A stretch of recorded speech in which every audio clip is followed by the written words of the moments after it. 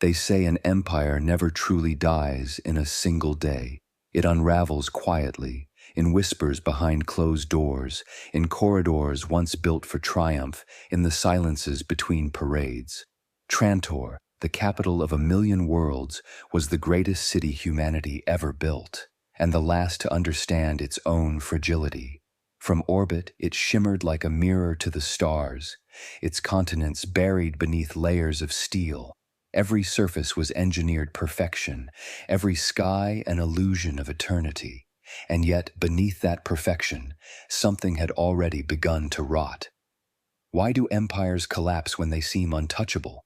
Why do civilizations fall not at their weakest, but at their strongest? This is the paradox of power, that the very forces that build greatness also plant the seeds of its destruction. If you've ever wondered why every golden age ends, why power always turns inward and devours itself, stay with this story, because the fall of Trantor isn't just ancient galactic history. It's the pattern we're all still living, one civilization at a time, 12,000 years of empire. Think about that, a lineage so vast it turned history into myth. From the frozen moons of Vega to the gaslit colonies of the outer spiral, all roads led to Trantor, a single planet that had become a city so immense it smothered its own soil. The air was regulated, the weather manufactured, the seasons forgotten.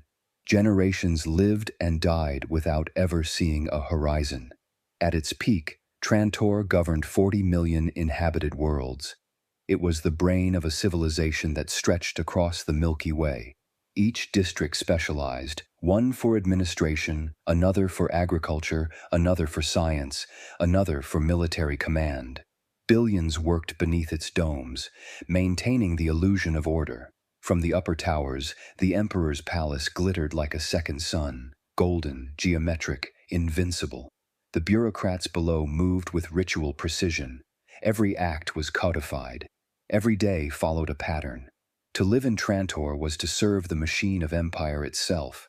But machines, no matter how vast, decay. For centuries, the empire's heart had been slowing.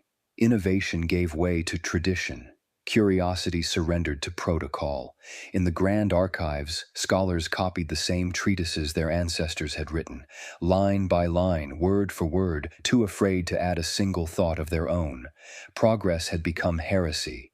And yet, from the surface, it was impossible to see the cracks. The lights still burned, the shuttles still flew, the Empire's anthem still echoed each morning through the city's corridors. Trantor was too big to fail, until it wasn't. It's a story that feels ancient, but you've seen it before. Every empire follows this rhythm. Rome's marble turned to dust as its legions fought each other. Byzantium drowned in ceremony while enemies gathered at its gates. Britain ruled the seas until it forgot the cost of ruling them.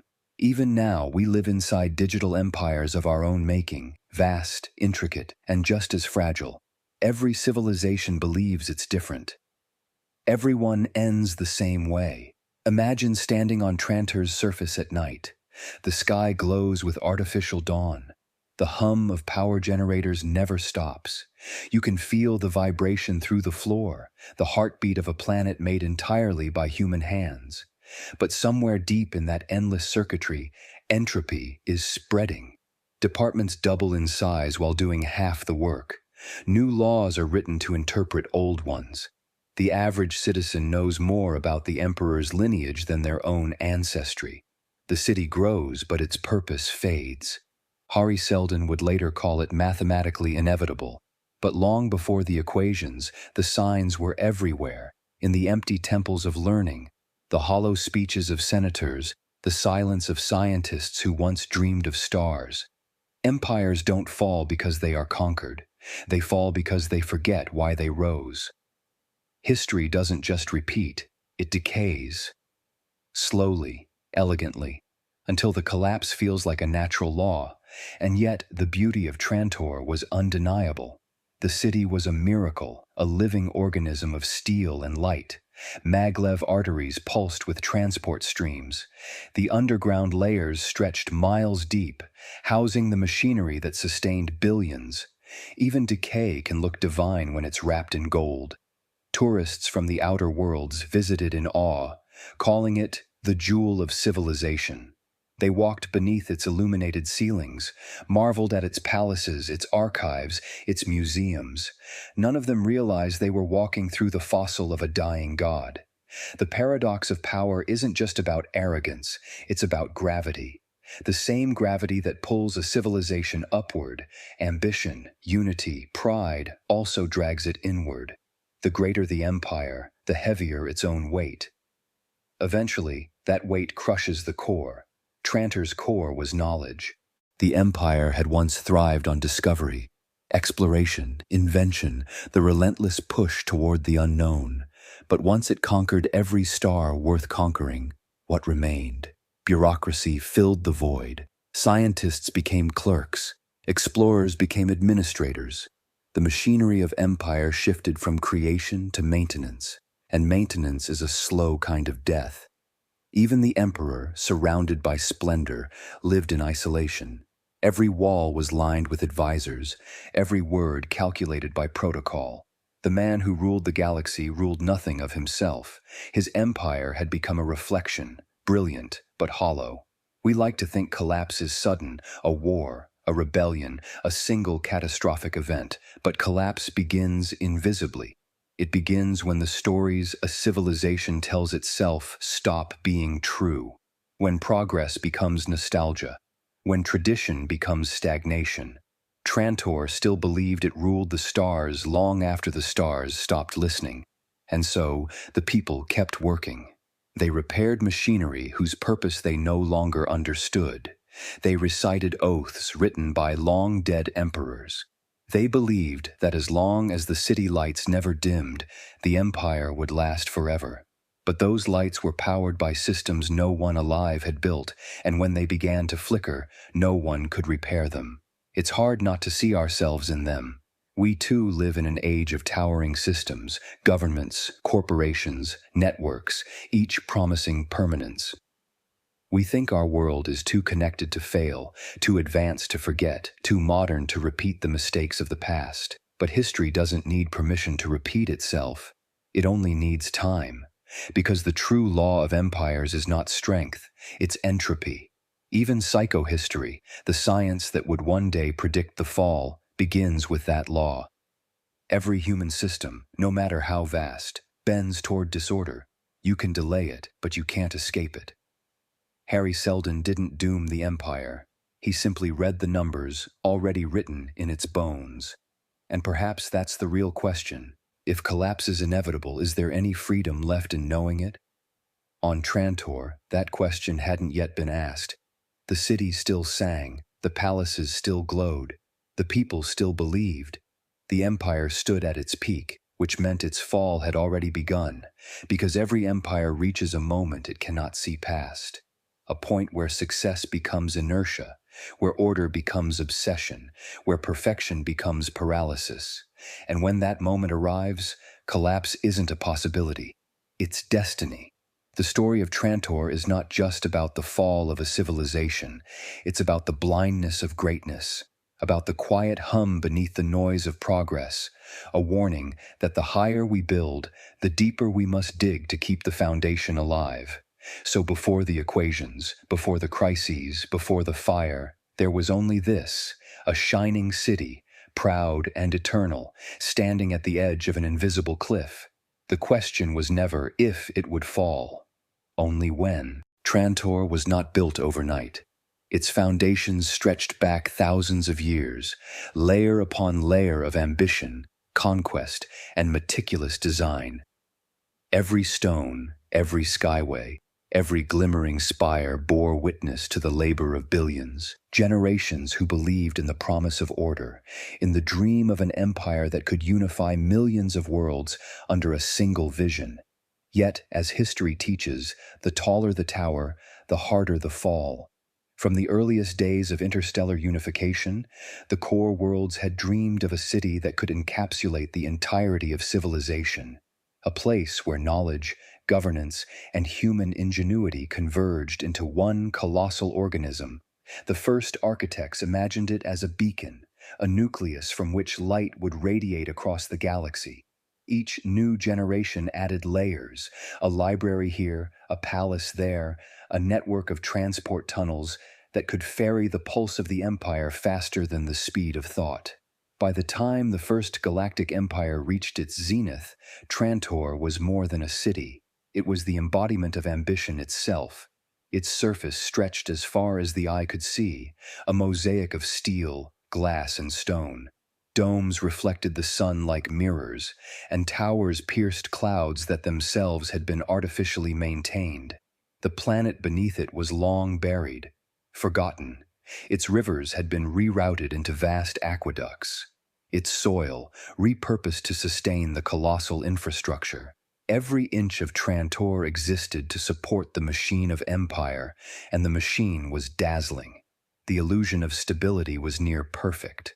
Governance flowed through a network of ministries, each more intricate than the last.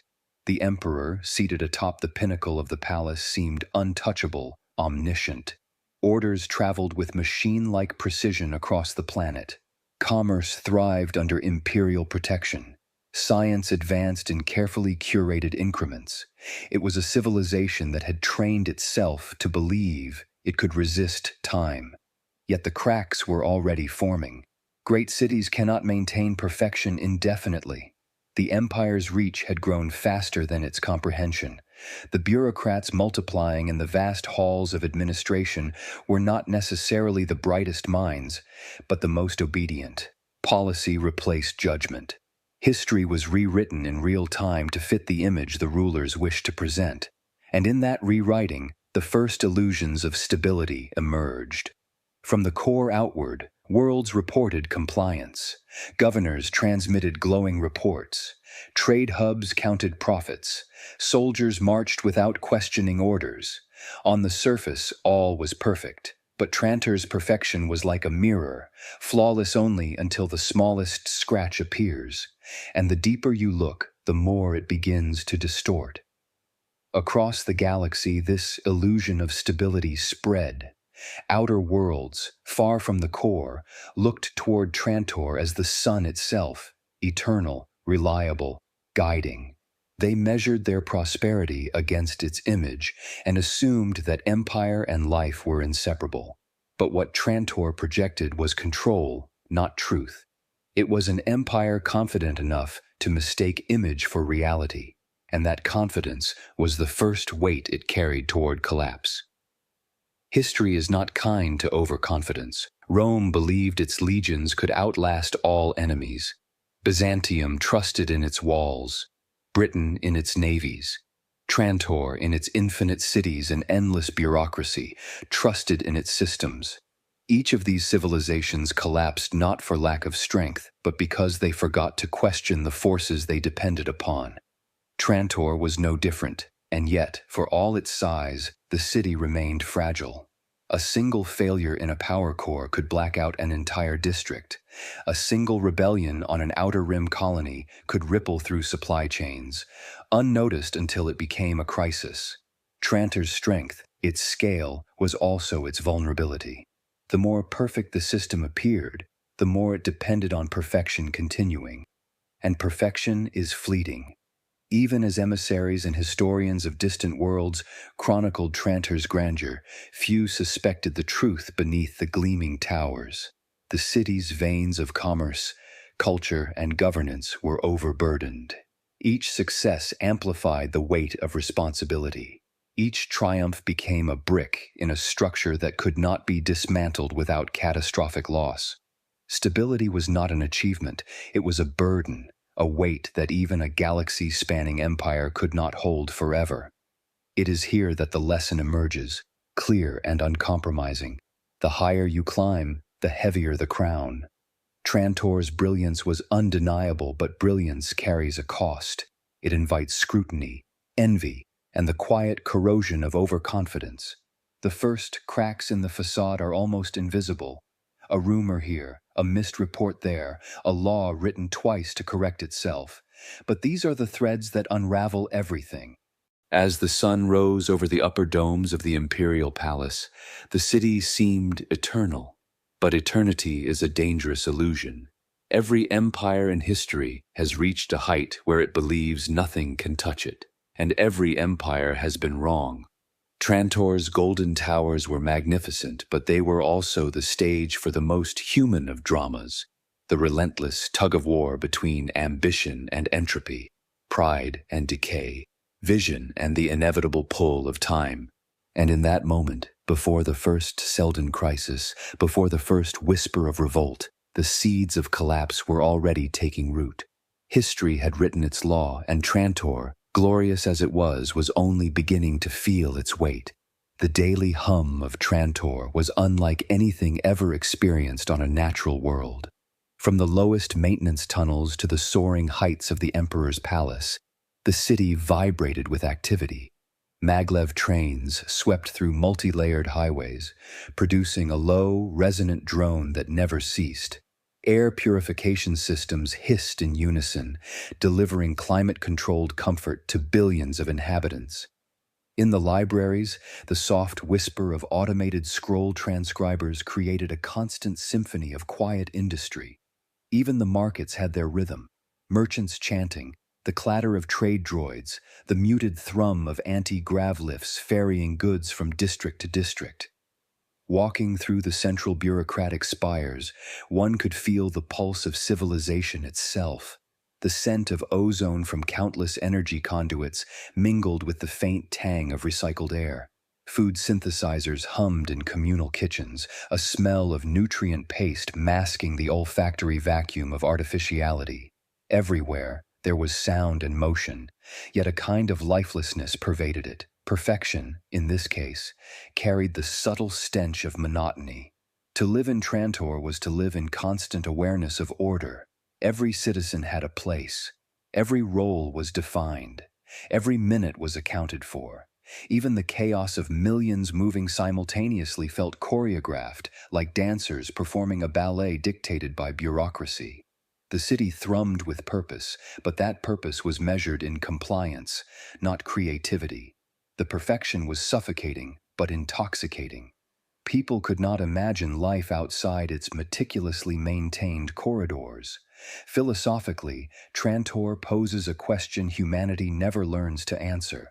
What is the price of perfection? The city had eliminated war, famine, and natural disaster. Disease was managed before it emerged. Climate was regulated, economy stabilized, crime was minimized, and dissent carefully curated. In every way that mattered, Trantor was a godlike creation. Yet every measure of control came at the expense of unpredictability, at the expense of human freedom. The very systems designed to preserve life had constrained it, bending every action toward the will of the state. And that is the paradox. Stability requires sacrifice. Not the sacrifice of life, but the sacrifice of possibility. In perfect order, no unexpected genius can flourish, no spontaneous rebellion can bloom.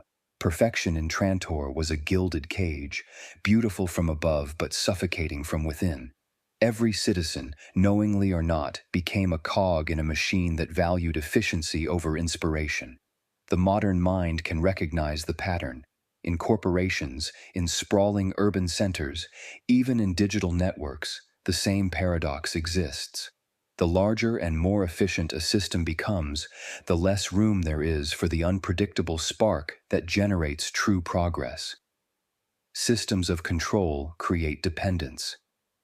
Dependence breeds vulnerability, and vulnerability, when ignored, becomes the seed of collapse. Trantor was a warning writ in steel and glass. Consider the imperial palace at midday. The sun filtered through translucent domes, casting geometric patterns across the marble floors. Courtiers moved silently in procession, their conversations reduced to protocol. A single missed report could ripple unnoticed through the entire bureaucracy, yet the city's systems adjusted automatically, masking the error as though it never happened. And here lay the subtle horror. The illusion of perfection could hide disaster until it became irreversible. At night, the city changed its rhythm, but not its essence. Lights glowed along every street and tunnel, simulating stars for those who had never seen a natural sky. Transport arteries hummed softly, carrying workers returning from shifts or supplies moving between districts. Even in sleep, Trantor breathed as one body, vast, orderly, eternal. And yet, in that silence between shifts, in the quiet hum beneath the lights, some felt the unease. Some knew the city's perfection was a veneer. Some could sense the weight of the empire pressing inward, an invisible gravity no policy or palace could counteract. Perfection, as it turns out, is exhausting, and an empire that has perfected everything eventually runs out of room to adapt. Its success breeds complacency, and complacency breeds decay. The city that could orchestrate a million worlds could not orchestrate its own survival. And so, as the sun rose again over the glittering domes, Trantor glimmered like a jewel, hiding the truth beneath the brilliance. Even perfection can die. In the lower districts, where light barely touched the streets and machinery groaned under its own weight, a clerk named Morrow shuffled through stacks of reports. He had spent his entire life recording transactions and inventory logs for the Empire. His fingers traced numbers that seemed meaningless even to him. Yet every evening, he paused at a single thought. Something in the reports never added up. Supplies shifted between districts without explanation. Certain officials reported triumphs he knew had never occurred. Morrow felt a quiet terror, a premonition that the machine of Trantor was no longer entirely under anyone's control. Above, pilot squads navigated the maglev skies, ferrying officials and cargo from one district to another. Commander Lyria noted the delays in transport nodes and unreported shifts in traffic patterns. To anyone else, these anomalies were insignificant. To her, they were whispers of the city's hidden instability. And in the pilot lounge, she spoke aloud, perhaps foolishly, "The city isn't as stable as they claim. Something is off." Her colleagues laughed, brushing it off. Yet that laughter echoed the same denial Trantor had worn for centuries. Perfection could not fail, and anyone claiming otherwise must be imagining disaster. In the Imperial Archives, a young scholar named Selene studied centuries of historical records. She saw the patterns of other empires, their rise and collapse, and she felt a chill. Trantor was following the same trajectory. In the silence of the archive, with only the soft scratch of quills and the whirring of transcription automata, she whispered to herself, "We are repeating the past. And no one will stop it." These were small voices, easily ignored, drowned in the hum of billions. Yet they mattered, because the fall of an empire is rarely announced with trumpet calls. It is noticed first by those who sense the subtle deviation, the whisper in a ledger, the delay in a shuttle, the missed beat of the city's pulse. As the layers of society moved in mechanical harmony above and below, no one could yet imagine the scale of the coming crises. The weight of Trantor's glory pressed down, unseen but undeniable. And beneath the brilliant towers and disciplined corridors, the first fractures began to widen. One day, Morrow would stumble upon a report that changed everything. One shuttle route failure would cascade into chaos for an entire district. One historian's calculations would point to an inevitability the Empire could not avoid. Trantor, vast and brilliant, perfect and eternal, was about to discover that the weight of its own glory was more than it could bear. And somewhere in the shadows, Hari Seldon watched, already understanding what the rest of the galaxy had yet to realize. The fall was inevitable, not in a century, not in a decade, but in the moments that mattered most, when the smallest imperfection could tip the scales. The city shone, but every light was a countdown. Every hum was a warning. Every perfect street, every glittering dome, every obedient clerk, every disciplined pilot, every anxious scholar, they were all part of the same story. Trantor's peak was the beginning of its collapse. Empires, like living organisms, are strongest at the height of their vitality. But paradoxically, that is also the moment they begin to decay. Trantor had reached its apogee, its streets humming with precision, its towers gleaming under synthetic suns, its bureaucrats following protocols written generations before. And yet, at that very peak, brilliance gave way to ritual. The transition was subtle, almost imperceptible. Innovation, once the heartbeat of the empire, slowed to a mechanical rhythm. Laboratories still existed, but research agendas were dictated by tradition, not curiosity. Military academies drilled strategy and obedience rather than ingenuity. Artisans and engineers replicated ancient designs rather than inventing new ones. Every department, every ministry, every council chamber became a self-perpetuating loop. The policies of yesterday became the laws of tomorrow, and questioning them was considered heresy. Bureaucracy, the lifeblood of Trantor's vast governance, had grown into an organism of its own.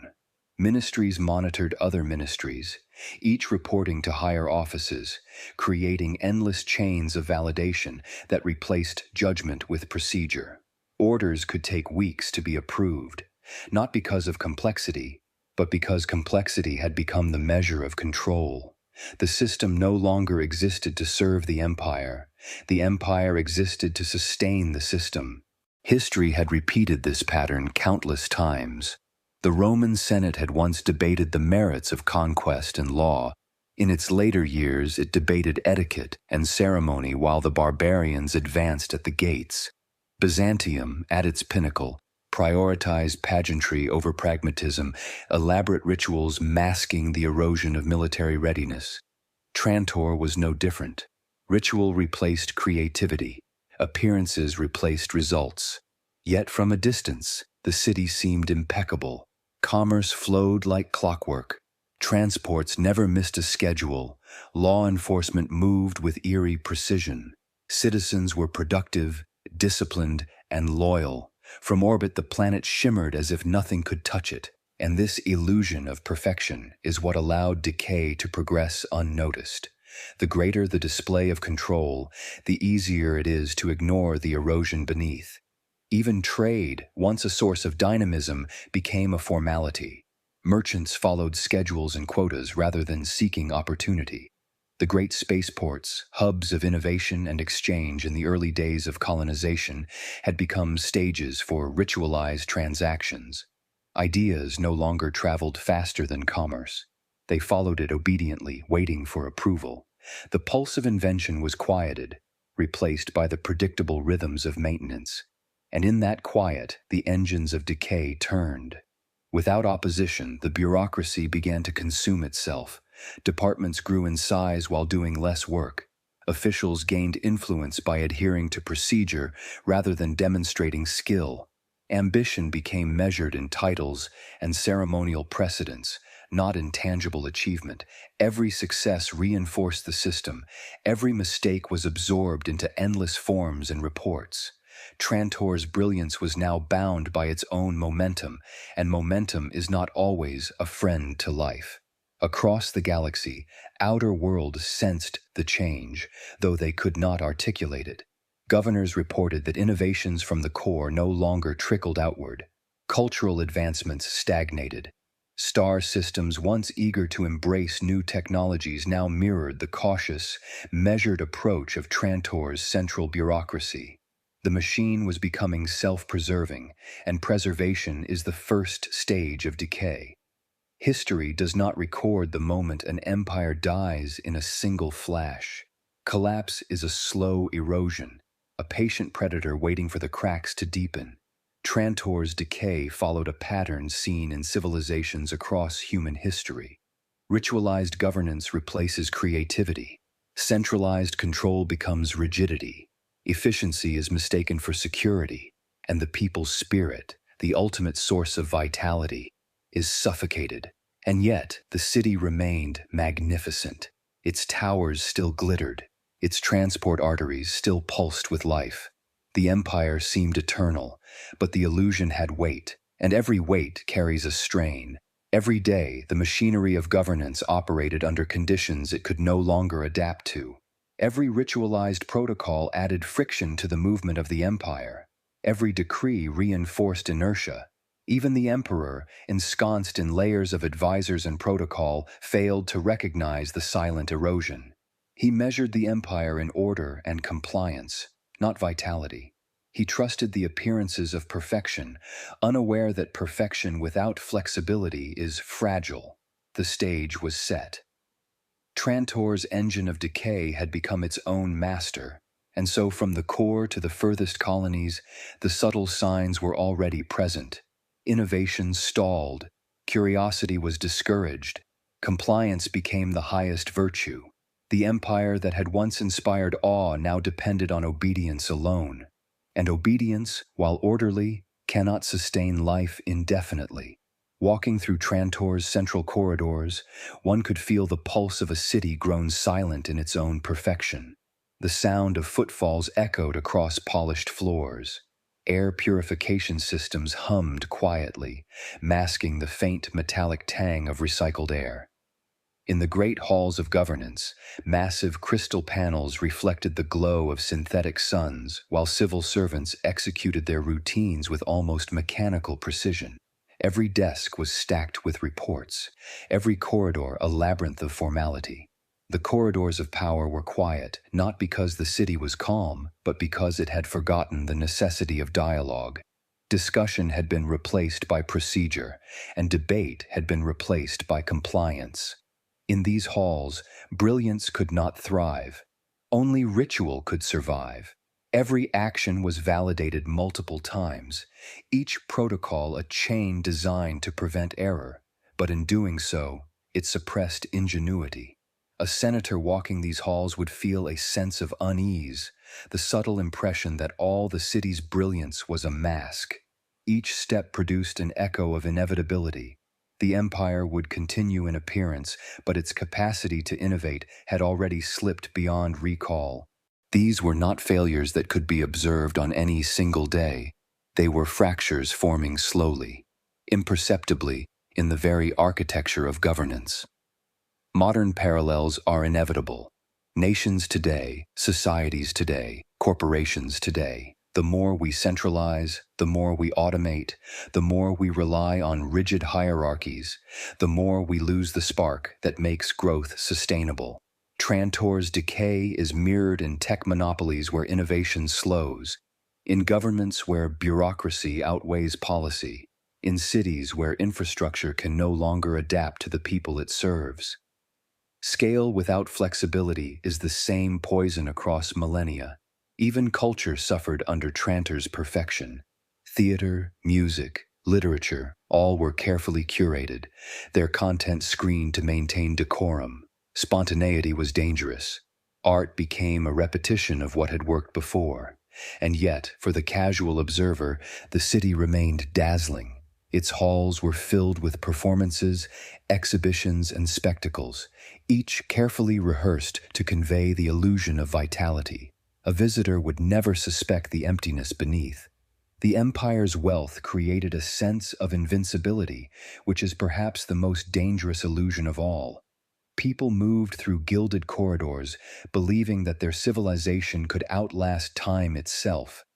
The more the city perfected order, the less it realized that the future cannot be controlled by procedure alone.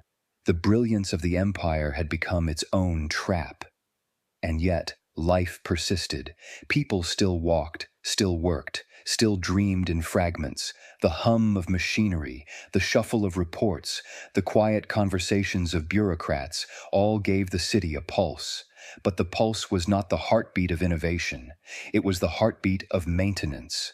Trantor had become a machine that maintained itself, and machines, unlike living systems, cannot evolve without breaking.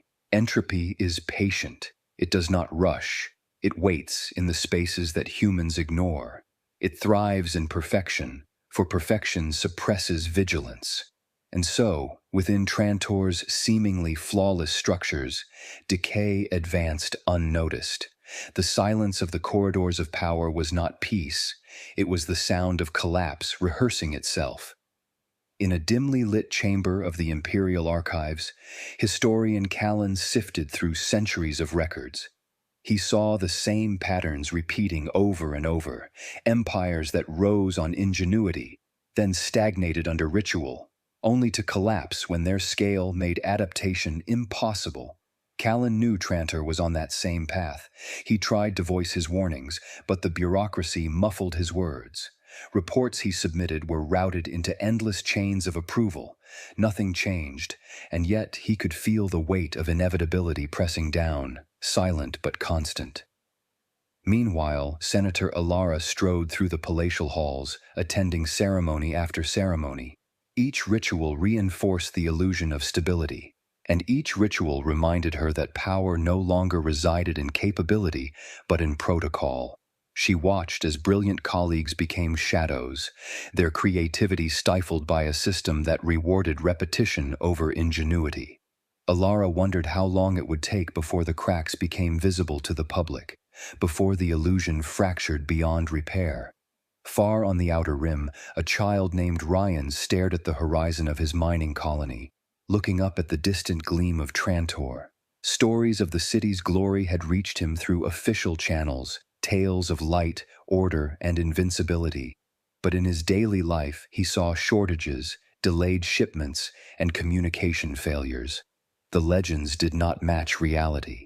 Even from thousands of light years away, he sensed the faint pulse of a city losing its grip, a civilization teetering on the edge of something it could not yet name. These three perspectives, the historian, the senator, the child, were separated by distance and circumstance, but united by perception. All three felt what the Empire could not admit, that stability was fleeting, that brilliance had a hidden cost, that decay was advancing even within perfection. Their awareness was a whisper against the roar of machinery, but whispers often precede a storm, and the storm was coming. The engines of decay, subtle and patient, had gathered momentum. Each clerk misfiled a report, each official ignored a warning, each outer world delayed in response. These were not isolated events. They were the threads of a pattern that, once complete, would unravel the entire fabric of empire. In the gleaming heart of Trantor, it remained invisible. The Emperor's palace, the vast archives, the transport arteries, all hummed with life, all betrayed no hint of vulnerability. But in the shadows, the first failures began to propagate. A single misdirected shipment, a delayed report, a silenced warning. Small events, meaningless to many, but catastrophic in combination. And somewhere, in the quiet of a forgotten office, Callan, Alara, and Ryan would soon realize the truth. The empire they knew was not eternal. It had become a machine incapable of change, and machines, no matter how magnificent, always break. At the height of Trantor's perfection, when towers glittered like constellations and corridors echoed with the hum of bureaucratic precision, a man walked into the record halls of the Imperial Academy and altered the course of history forever. Hari Seldon, mathematician, philosopher, and visionary, carried with him equations that could predict the rise and fall of civilizations. Not individuals, not wars, not single battles, but entire societies, their destinies encoded in the aggregate behavior of billions.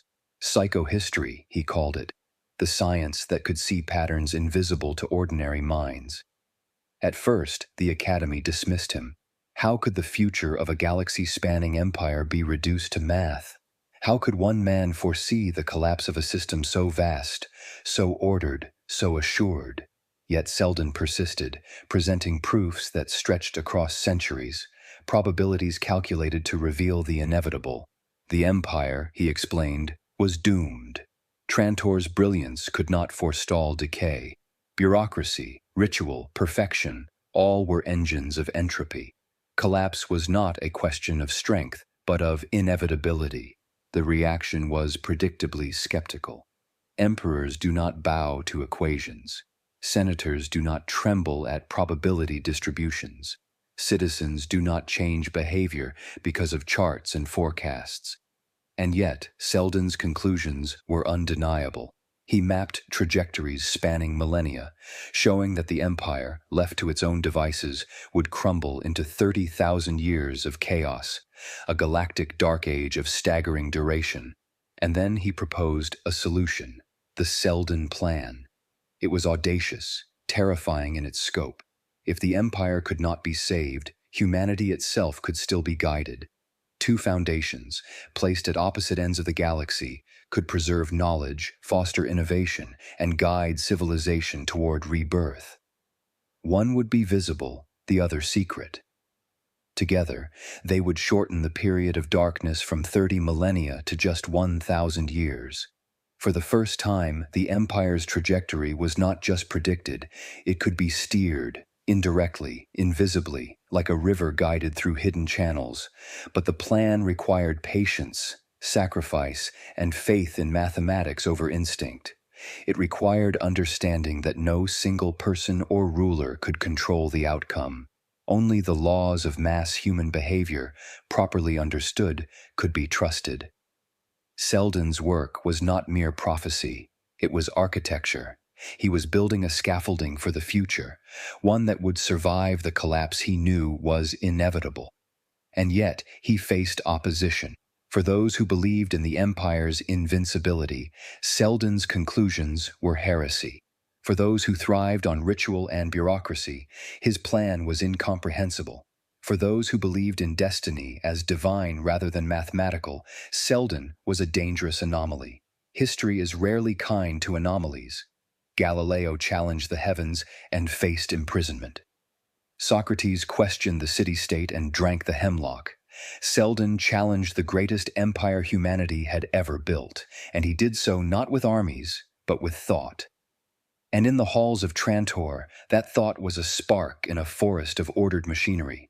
Yet the spark could not be extinguished, because once the inevitability of collapse is seen, once the patterns are traced and probabilities calculated, nothing can undo the vision.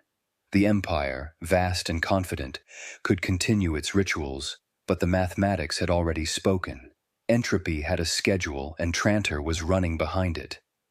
Seldon did not despair. He understood that civilizations are resilient in ways that individuals often fail to see. Collapse is not annihilation, it is transformation. The Seldon Plan was not a cure for hubris, but a roadmap for survival. And in that strategy lay both hope and tragedy. Hope for the future, and tragedy for those living in the present, unaware of the inevitability waiting around every corner of their perfect city. To witness the future with certainty is a peculiar kind of burden. Hari Seldon carried that burden like a second skin.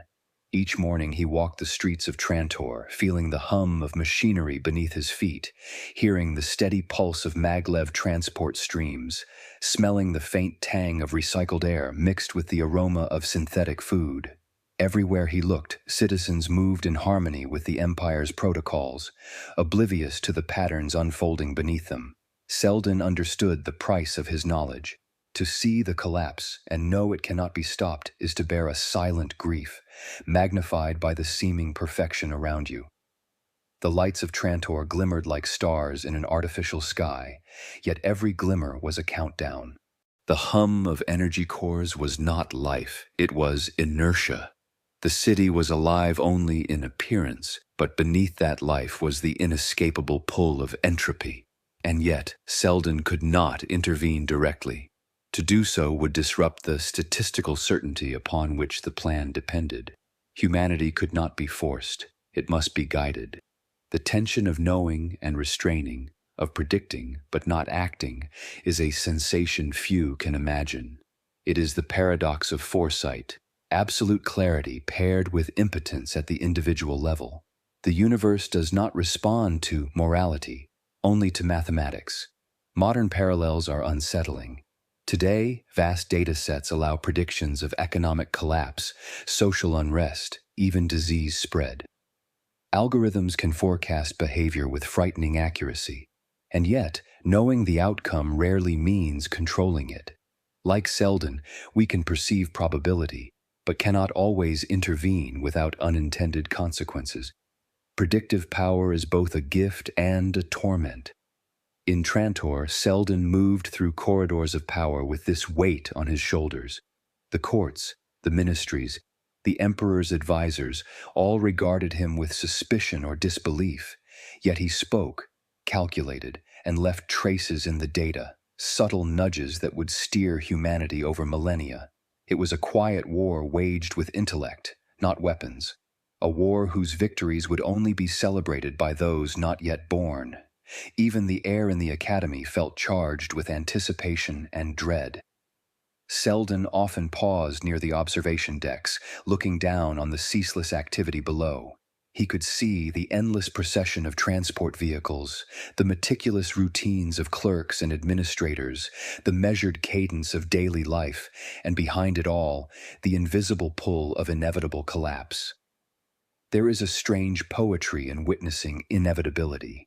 It is not despair, it is clarity. It is the knowledge that the universe is impartial, that history is neither cruel nor kind, only deterministic. The city, magnificent in its precision, became a stage for philosophical reflection. What is the value of foresight if one cannot intervene? What is the worth of knowledge if action is constrained? Seldon understood that civilizations, like individuals, are often blind to their own fragility. Perfection breeds hubris. Hubris accelerates decay, and decay, like the quiet hum of machinery, is almost imperceptible until it overwhelms. The trial of Hari Seldon began quietly, almost unnoticed, in the marble halls of the imperial court. Senators and advisors accused him of heresy, of undermining the confidence of the empire. How could one man claim the end of a civilization that had endured for 12,000 years? The courtroom buzzed with whispers. Was he a genius? A fraud? A prophet?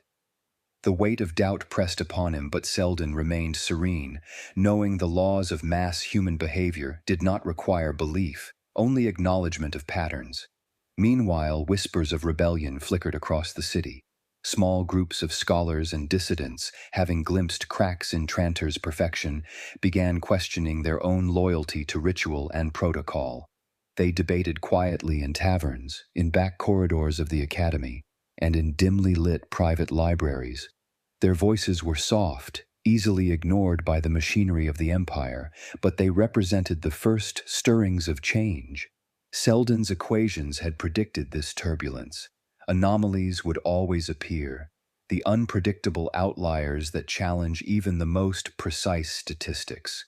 On the outer rim, a young apprentice named Talon read clandestine copies of Seldon's lectures smuggled from Trantor. He marveled at the clarity, the certainty, the audacity of predicting centuries in advance. In his village, under the twin moons of a remote colony, he wondered if the distant empire could truly fall, and whether the seeds of its survival might be planted in secret, far from the core. For him, hope and fear were intertwined. The collapse was inevitable, yet its consequences could still be guided. Back in the capital, the Seldon plan quietly took root.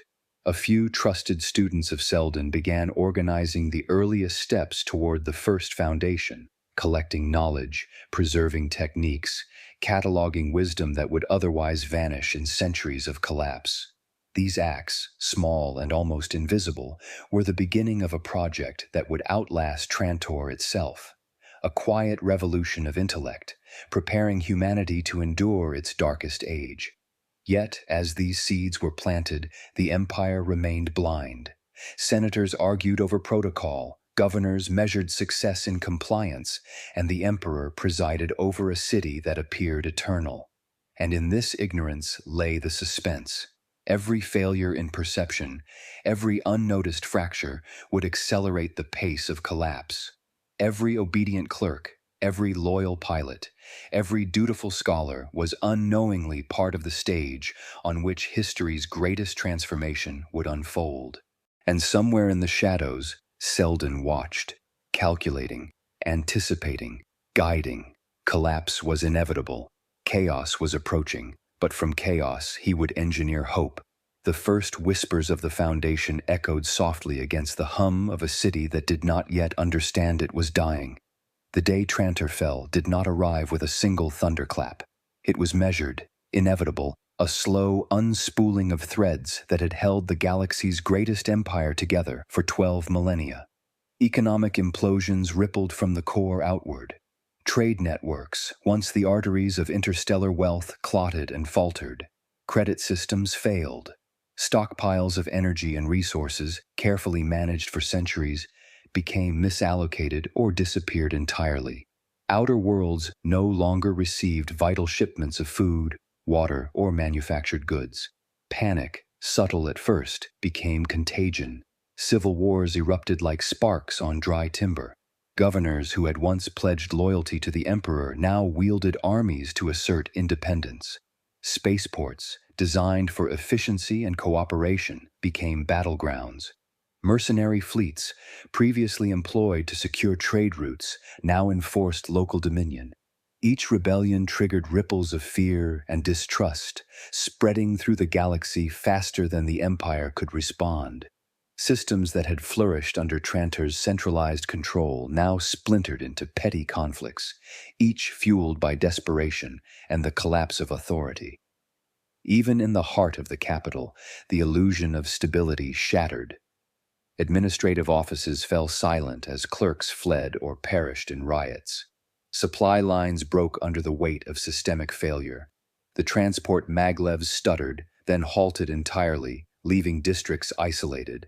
Towers once gleaming under synthetic suns now appeared hollow, monuments to ambition that had exceeded their own endurance.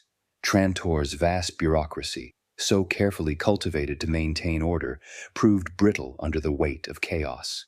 The mechanisms designed to preserve life now accelerated its decay. Worlds began turning away. Planets that had once sent tribute and tax to the core now closed their ports and withdrew from imperial oversight. Cultural and economic ties, which had once bound the galaxy in a fragile harmony, dissolved overnight. Trade hubs fell silent. Scholars left libraries unattended. Armies disbanded or seized power locally. The Empire's illusion of permanence was irrevocably broken. Even the Emperor, surrounded by advisors and security forces, understood too late the scale of collapse. The rituals, the appearances, the carefully measured sequences of bureaucracy could not withstand the cascading failures. Trantor, the jewel of the galaxy, was a city under siege by entropy itself. Its brilliance became a beacon for despair, a testament to what civilizations can accomplish and how quickly those accomplishments can unravel. History itself seemed to lean in, observing the fall with the patient inevitability of natural law. Trantor's collapse mirrored the patterns seen across human memory. Rome, Byzantium, China's dynasties, every empire, when it reaches its pinnacle, contains within itself the seeds of destruction. What differentiates survival from annihilation is not power, but foresight, adaptation, and the humility to recognize impermanence. And yet, even in destruction, the Seldon plan moved unseen. The foundations had begun their work at the galaxy's periphery, quiet, unobserved, preserving knowledge that would outlast the capital's demise. Trantor burned, but the plan persisted. Collapse, as Seldon had predicted, was inevitable. Survival, however, required preparation beyond the perception of those witnessing the fall. Walking through Trantor during its final hours was to experience entropy incarnate. The sound of the city was no longer a hum, but a cacophony. Alarms blaring in abandoned sectors, engines grinding to a halt, maglevs screeching as they toppled overburdened circuits. Smoke rose from ruptured energy conduits, carrying the acrid scent of scorched metal and ozone. The air was thick with dust, ash, and the odor of fear, both human and synthetic. Even the city itself seemed to mourn. Towers that had stood for centuries bent under neglect. Bridges collapsed. Transit hubs, once orchestrated marvels, became chaotic choke points. The rhythm of daily life was gone, replaced by a dissonant chorus of panic and desperation. Humanity's greatest architectural achievement, designed to endure millennia, now resonated with the sound of decay. Philosophically, the collapse of Trantor forces reflection on the fragility of human ambition. Civilization is a delicate construct. Its brilliance is measured not only in material achievement, but in the alignment of trust, ingenuity, and adaptability. When any of these elements fail, entropy does not hesitate. It expands into every crevice, every corridor, every ledger, until the grandest constructs are reduced to rubble. History, in this sense, is impartial. It does not reward hubris or genius. It simply records the consequences of misalignment. Trantor's collapse illustrates a principle as old as human memory. Empires rise with brilliance, but fall with the weight of their own perfection. And yet, collapse is not total annihilation, it is transformation. Civilization will always seek to reorganize, to learn, to rebuild. What is lost in one era seeds the potential of the next. Modern parallels are unavoidable. In our world, financial collapses ripple globally. Political systems falter under corruption or inefficiency, and technological overreach carries unanticipated risks. Trantor is a mirror for the present. The larger and more complex a system becomes, the more fragile its veneer of stability. Entropy waits quietly, and history repeats itself with the same patient rhythm, indifferent to human belief or denial. As night fell across the capital, the glow of artificial suns was replaced by fires burning out of control. Smoke swirled across districts, blackening the reflective domes that had once symbolized progress. The empire's pulse, once steady and unyielding, faltered. Citizens fled, administrators abandoned posts, and soldiers scrambled to contain the impossible. Trantor was dying, not in a single explosion, but in the slow, inexorable unweaving of everything it had taken centuries to construct. And in that dying pulse, the galaxy itself held its breath. Outer rim worlds, once dependent, now understood independence was their only option. Knowledge, commerce, and loyalty fractured into islands. The music of civilization, the coordination, the rhythm, the human ingenuity, was silenced, replaced by a planetary cry of entropy taking hold. Refugees flooded from Trantor's lower districts. Families clutched what few possessions they could carry as streets boiled with chaos. The transport maglevs had failed entirely, forcing desperate citizens to flee by foot or over crumbling pathways. Some fell victim to collapsing towers. Others were lost to violent gangs exploiting the breakdown. For every person who escaped, hundreds remained trapped in a city that had once promised perfection. Soldiers, trained for ceremonial duty and disciplined skirmishes, were overwhelmed. Units that had once policed entire districts now defended neighborhoods as neighbors turned against neighbors in panic. Armories were looted, control systems hijacked, and the discipline machine of the Imperial Guard fragmented into fragmented factions. Even those sworn to maintain order could not withstand the sheer momentum of collapse. Archivists, long accustomed to cataloging the achievements of the Empire, witnessed the destruction in disbelief. Scrolls, data matrices, and historical records were abandoned in fires or flooded storage levels. The knowledge that had survived millennia was now at risk of vanishing. Some archivists fled with precious texts, aware that the Seldon plan had accounted for this. Knowledge must survive, even if the capital did not. Among the chaos, a few noticed patterns, small, almost imperceptible markers of the plan at work. Traders in the outer rim began reporting safe passage of critical knowledge. Scholars quietly safeguarded centuries of mathematics, engineering, and culture. The collapse was total, yet in its periphery, seeds of survival had already been planted.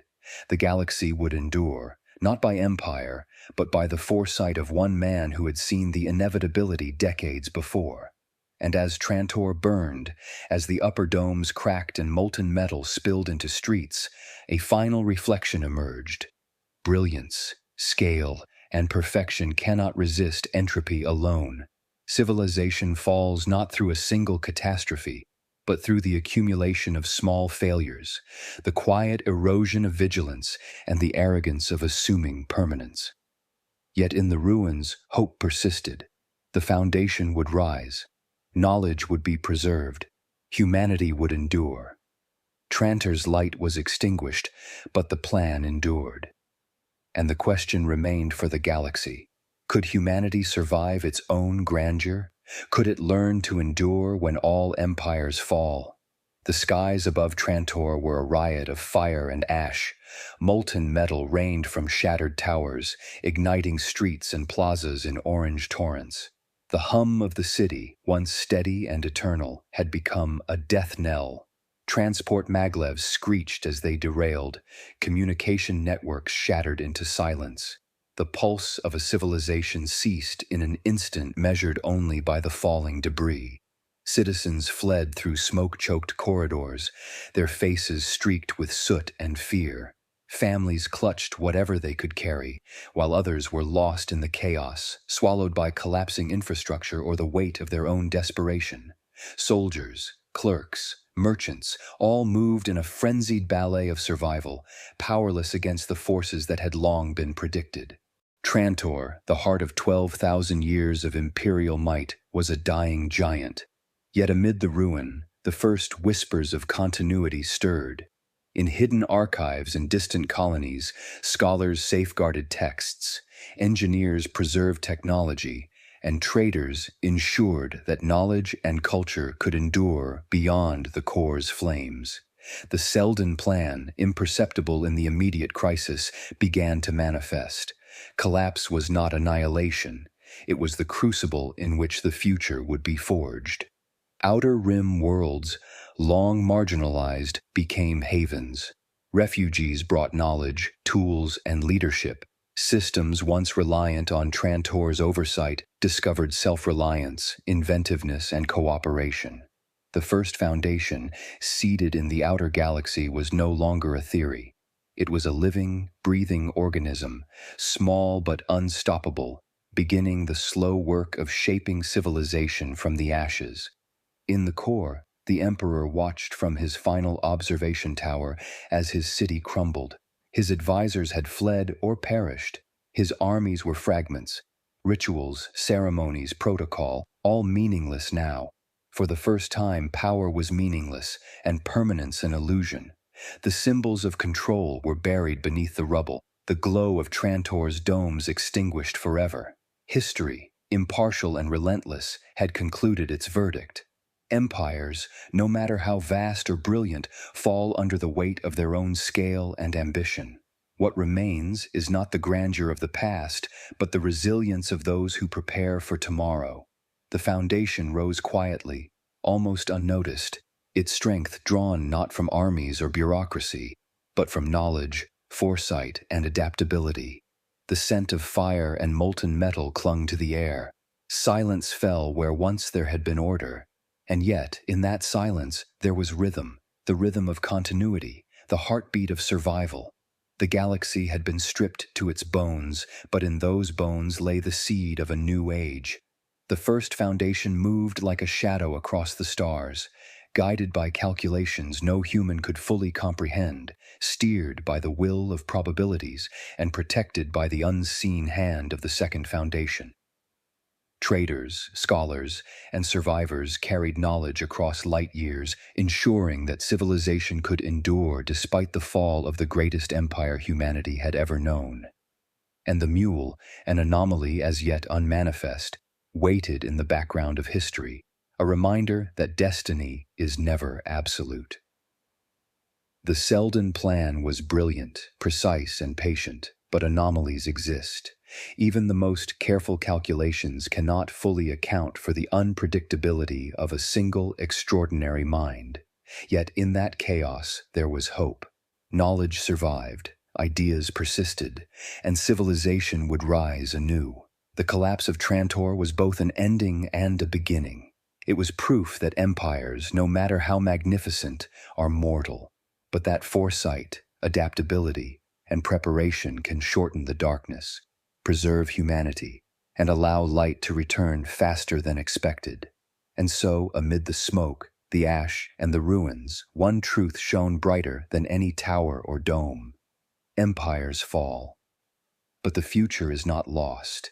It is carried quietly, patiently by those who understand that knowledge and foresight are stronger than armies, stronger than wealth, stronger even than the illusion of permanence.